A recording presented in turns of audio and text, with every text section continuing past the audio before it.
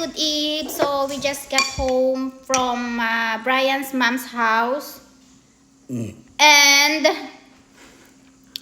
she is not in the house because she is in her boyfriend.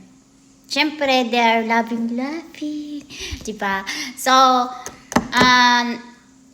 we went there because to let them out, the dog. Yes.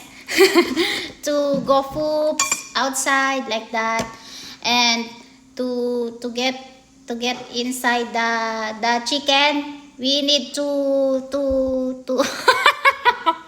ang hirap mag-English naman, oy. And then like that, what's that? Because we need to put the chicken inside the chicken coop. Yan. Because it's evening na, so we need to put it there. Yan. And then, she made it maybe like Friday. Ginawa niya siguro ito no Friday. Dahil tuwing Sabado na pupunta nga siya sa boyfriend niya. So, ayan. So, nag-init kami para tikman. Ayan. Titikman natin siya. We need to taste it first. So, this is my first time to taste it. Beef soup. Ayan. It's have what's this?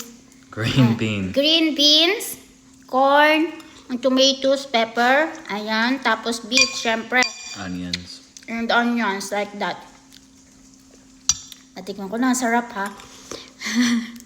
Ang bango niya mga sis. It smells so good. Super. And ayan. I miss the nilaga. Pork beef nilaga in the Philippines. Sarap. Super yummy.